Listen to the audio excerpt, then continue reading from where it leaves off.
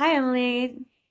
Oh, Thank you for coming on the show. Thank you for being our guest on From Idea to Impact, where we interview entrepreneurs and industry leaders in the e-learning space. It's great to have you. Um, let's jump right in. Could you give me a elevator pitch, quick rundown of Owl Ventures? of course. And thanks so much for having me. Al Ventures, global leader in EdTech investing. I'd say the nuance there is we just think about it quite holistically. So have a portfolio of over 90 global companies now tackling everything from standard paradigms of learning. So that could be early learning, K-12, higher ed, into extensions of lifelong learning, which is basically like break learning out of the classroom. Where else does it appear and converge? That could be in the context of a workforce. How do you think about hiring, enablement, upskilling? As well as in some adjacent categories that we just see as like very natural extensions to learning. So we have some investments in fintech, for example, where there's like a literacy bent underlying where they specialize, as well as healthcare, where there's coaching. So it is pretty kind of holistic in terms of interpretation, but learning is the core element and the strategic value that we provide as investors. We have 2.2 billion in AUM now, investing out of our fifth fund, and we do everything from seed through Series C tends to be typical entry point, but do see ourselves as like both strategic, deep, and lifelong investors. So regardless of where we come in, usually take board seats and are there kind of as partners through the journey towards exit. So that's a bit on Al, and happy to share more if there are any questions. Yeah, that's amazing. That's really incredible. And how long have you been with Owl Ventures? I actually interned while I was at HBS back in 2020 at the very inception of COVID, and then joined full time after graduation. So have been here now for full 4 years in a full time capacity, and then about a year before that doing part time work as an intern. Okay, awesome, awesome. And so you've had a really fascinating evolution, kind of from like tech giant to ed tech investor. I see you've worked at Facebook, New York Times, and Spotify. Can you tell me about those experiences and how those experiences at major tech companies have helped shape your perspective on what ed tech needs to achieve versus traditional education? Yep, of course. I am kind of the classic confluence of former operator turned investor that's able to kind of wear both hats and also understand the nuances and challenges of both sectors. But I really built my career in both product, in PM and PMM capacities at a range of tech and media companies. As referenced, I was PMM at Meta for a number of years, was PM Video at the New York Times, and worked on growth team at Spotify, thinking more about kind of creator activations that could increase probability of distribution for long tail artists. Then went to business school, at which point I kind of took a step back and did think intentionally about making the pivot over to venture, and partly because I think there's like lots of very natural parallels between product work, which is more like thinking through what feature should we launch, what product should we launch, what are the new markets to entertain, and venture, which is like really extrapolating that out to an ecosystem level and finding like the entrepreneurs that are building just that next wave of new ideas.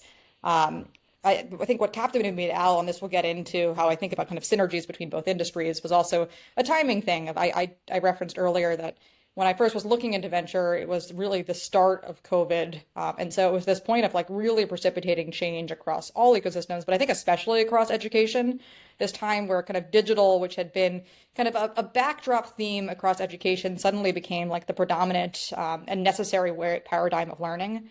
And I think I correctly intuited that like, yes, there was like some form of volatility early in the journey, but that some of that was like sustaining, and it pertained to just like consumer awareness and acceptance of like digital as a new form and modality that also could be incorporated in the classroom and beyond. How do I think about the synergies between like the former spaces where I worked and opportunities for education? I think it really distills down to like what are like consumer apps? What does consumer tech do very well? It's like understanding user experience and meeting users where they are and how they like to engage with information. And right now, like we're starting to see a push towards ed tech incorporating that mechanism of thinking, which is like, don't just take a textbook and port it online and assume that that's going to be engaging. Like think about new formats, think about incorporating mobile, think about gamification, think about leveraging AI to like really create adaptive learning pathways, and meet learners, especially younger learners, with how what they come to expect from like UX and content experiences right now. So that's what when I'm looking for early teams, especially on the direct to consumer side, that's the type of mechanism that I'm looking for in terms of how they build. Oh yeah, totally. I agree with that 100%. I mean, I'm kind of addicted to Duolingo right now, just the I am as gamification. well. You and me both. Yeah, My Spanish is getting incrementally better, slowly. It is. exactly. I compete with my friends. I'm like, oh, they did more than me, so It's like for So me, that's the New York Times. I do the crossword every day, the mini yeah, against my college friends, and like it's accountability. But that's actually the paradigm that like gets people to like be motivated. You don't. exactly. It's not just learning in a silo. It's a sense of I show up for a reason, and the reason can be self-affirmation or it can be affirmation by community. But that's something that like consumer knows well, and I think that EdTech is learning. Yeah, for sure, definitely. And then I see that Owl Ventures has invested in a number of AI first companies. I think Lettress, Sizzle, Brisk Teaching. Is There's that right? many, so this is a long list, but Yeah.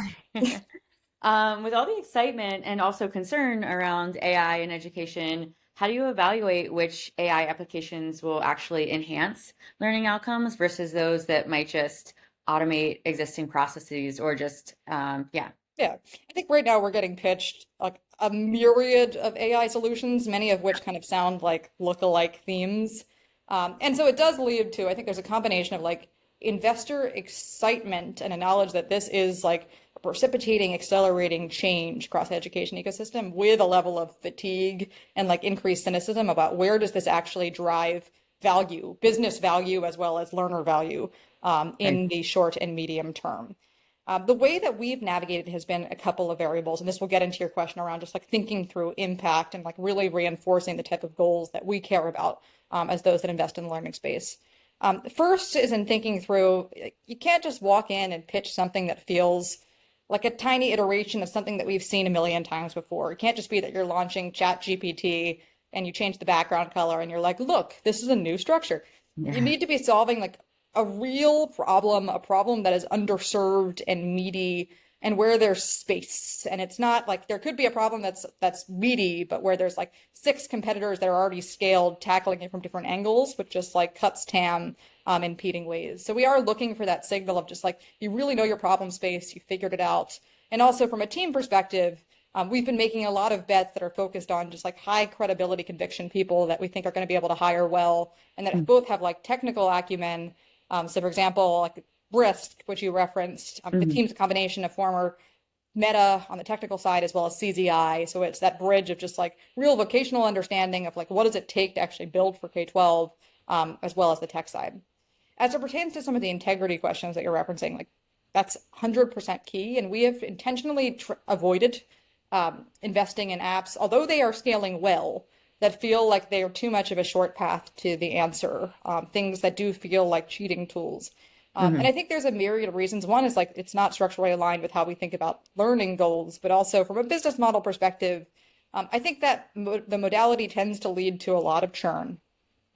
There's also like disruption that's happening for if you've seen like the photo capture to answer, kind of quick path to response. Like a Mhm. lot of that now has been assumed by Google, even like OpenAI's launched recently. Yeah. So we're seeing like the break apart of that feature set. It almost feels too narrow in terms of how it really thinks about reconceiving of the craft.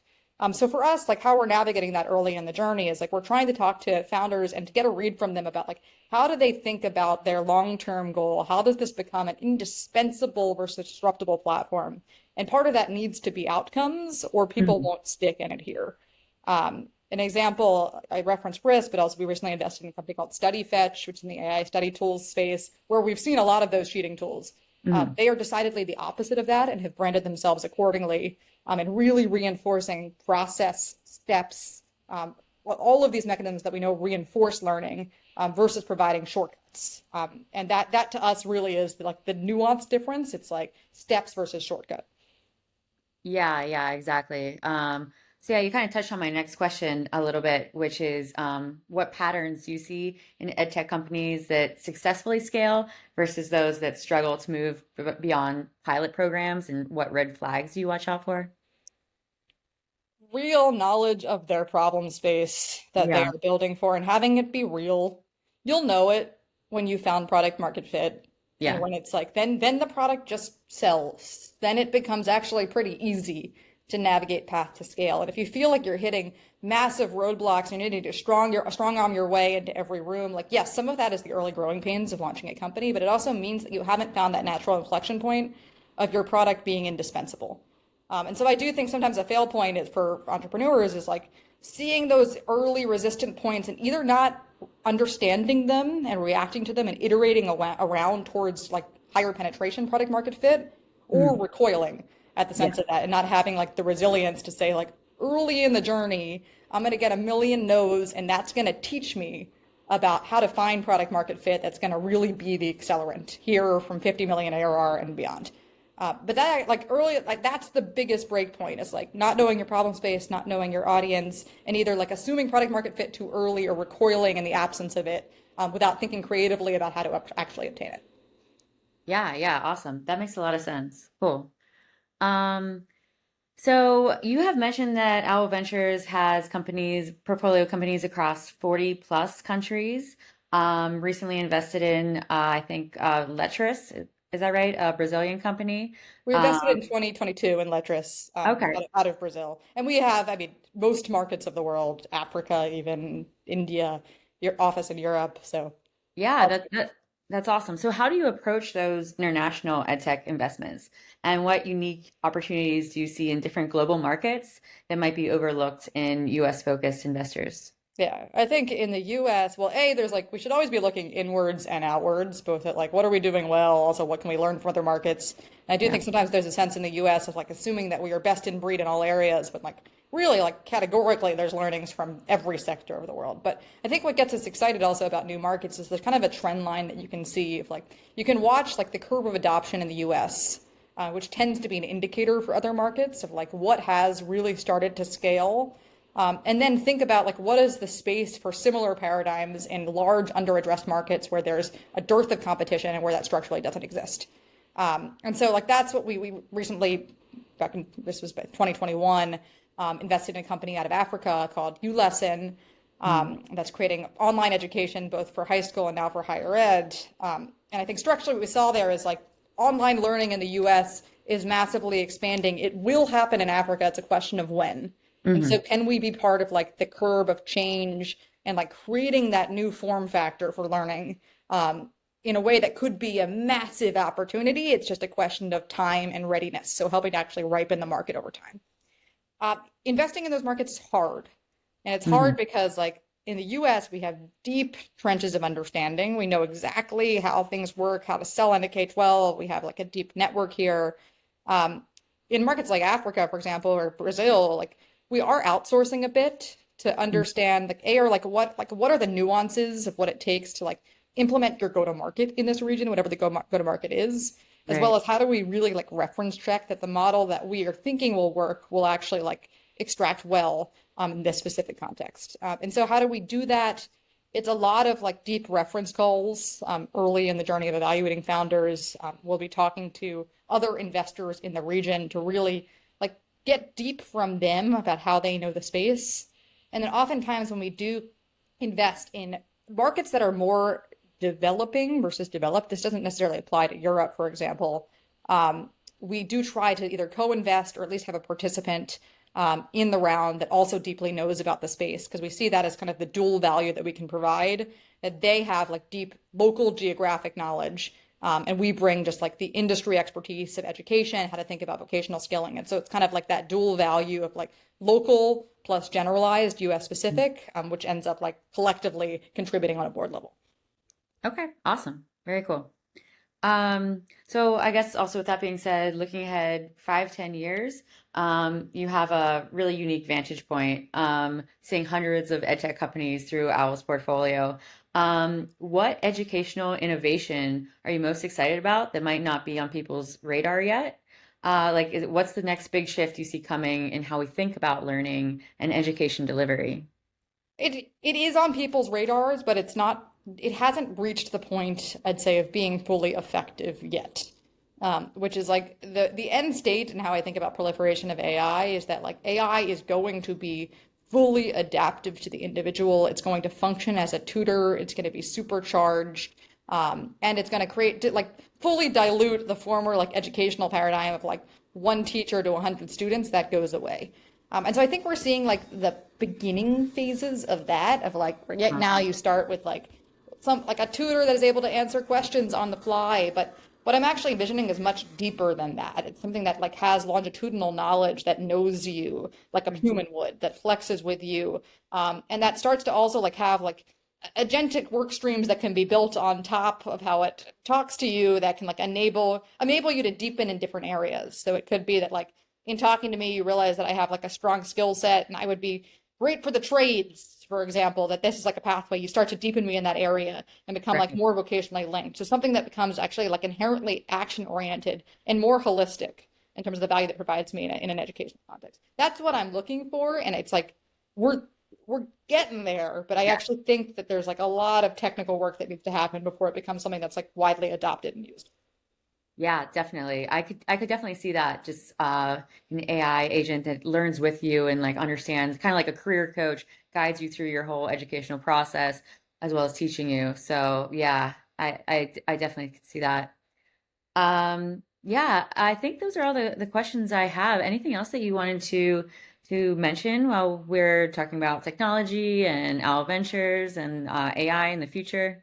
I'd say like we are always looking to learn from people, to hear new pitches, and I think there sometimes is like a reticence of like, are we fully ready to Yeah. reach out and communicate what we're building? For me, especially, like I spend a lot of time at our doing our early stage work, and partly it's because I used to be in product and I like that period. I like the Yeah. ambiguity, but I like building relationships early, and I like hearing, especially like and there's investors that are in different camps on this front. Like I am a big ideas person. Like I like pitch me something that feels like it's a big swing, that it's Mm. like formatively different, that it's going to change the market. And like that, like if you can pitch me that big picture, I actually get pretty captivated by it. So that's what I like. Anyone that's like thinking about engaging me or reaching out to Al, it's like, hey, it's never too early. Happy to chat, but it's also like pitch the big picture and pitch something that doesn't feel like a tweak, that feels like a like real enhancement of like the structures of learning, because there's lots of opportunity right now. Yeah, yeah, I love that. Definitely. Awesome. Well, thank you so much for being on Of the course. show. And yeah, I really appreciate all your insight and thank you so much. Always happy to chat. Thank you so much. All right, thanks.